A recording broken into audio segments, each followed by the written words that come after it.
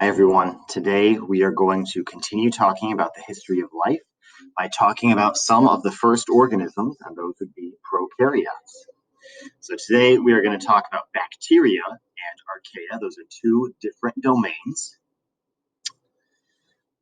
So the first life that evolved on Earth, remember we talked about how we had to develop monomers, we had to develop polymers, we had to develop self-replicating material before we could have the first cell. The first cell, therefore, would have been a prokaryote.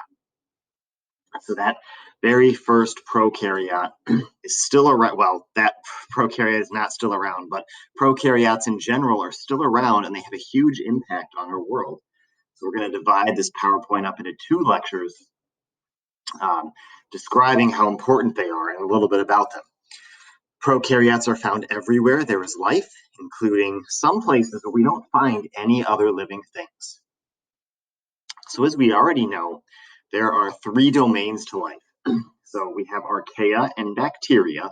These are the two domains that are prokaryotic. Small cells, no membrane-bound organelles, a little bit primitive. And then we have eukaryotic cells. Those are protist, single-celled eukaryotes. Those are fungi. Those are plant-like cells and animal-like cells. So bacteria and archaea are the two different types of prokaryotes. But even though it seems like, why don't we just put both of the prokaryotic domains in the same group, it's because they are very, very different. And as we have studied the difference between archaea and bacteria, we found out they are, in fact, much more different than we realized previously. In fact, if we look at this diagram, we can see that archaea have a more recent common ancestor with other eukaryotes than bacteria. And we can look at some pieces of evidence to back that up. So we can actually see that archaea are quite different from the normal bacteria that we think of. All other life, so this includes plants, fungi, animals, and protists, are in the eukarya domain. So here's the eukarya domain: slime molds, fungi, plants, other organisms, animals. And then here's the archaea, a recent common ancestor with eukaryotes. And then here's bacteria, what we typically think of when we think of prokaryotic cells. So bacteria and archaea are the two main branches of prokaryotic evolution. I'm going to move this out of the way, and you will hopefully be able to see some differences as we compare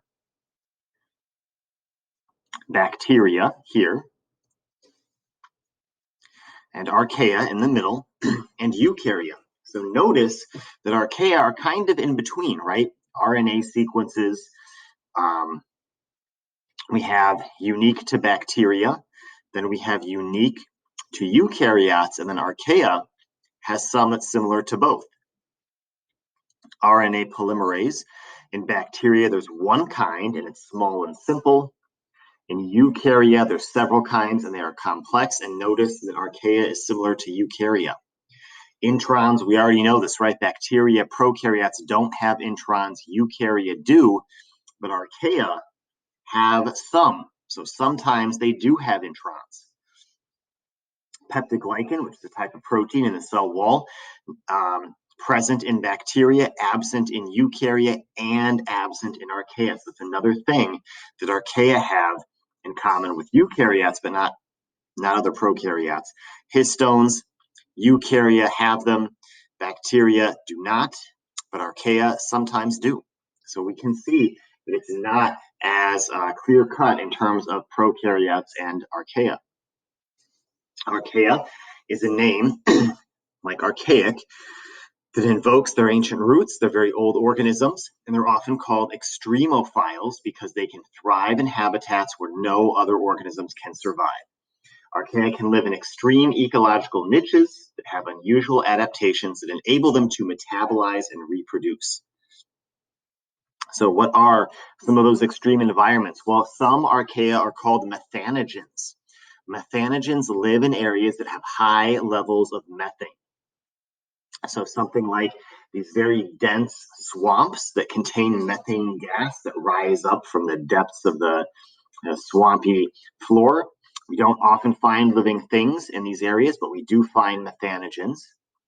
Here we have a landfill. Landfills also have quite a bit of methane that builds up. And again, not great for a lot of living things, but great for methanogens. Then we have archaea that are halophiles. So the halo refers to salt. So areas that are extremely salty. Living things can't usually live in areas that are that salty. So like the Dead Sea in the Middle East, too salty for most living things, but not too salty for halophiles. Here we have Lake Natron, which is this very caustic, very salty lake where we also find some halophiles. We don't find other living things. We see that some animals can eat some of the very few things that live in this lake. So in these salty areas, we don't find a lot of living things. We do find halophiles. And then there are thermophiles, like in the somewhat famous hot spring in Yellowstone. And in other hot springs, we find it's too hot for most living things, but not too hot for thermophiles. So these extremophiles, that's what archaea are. They live in these extreme environments. Now, back to prokaryotes in general. Prokaryotes in general have some very similar parts to them. Prokaryotes in general usually have a cell wall, and many of them, but not all, will have what's called a capsule. So that's like an outer layer that helps them stick to surfaces and provides them with a bit of protection. Some, but not all prokaryotes will have flagella that helps them move. Another important aspect of prokaryotes and a structure that they can form if they need to, and we'll get to this more, we'll look at this in class, is an endospore. So an endospore is a structure that a bacteria can form if that bacteria is in a very stressful situation. So maybe it's too dry for the bacteria to survive. Maybe it's too hot for the bacteria to survive. Maybe there's a toxin around or it's too cold. The bacteria can basically do this unequal division and put a copy of its DNA in this very small compartment that has a very small amount of liquid.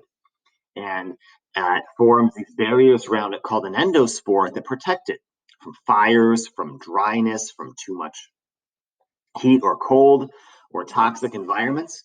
And then when the environment becomes hospitable again, the endospore can sort of awaken, and the bacteria, being in this sort of sleep for years or decades even, can come back and can resume its normal bacterial functions. We can see these endospores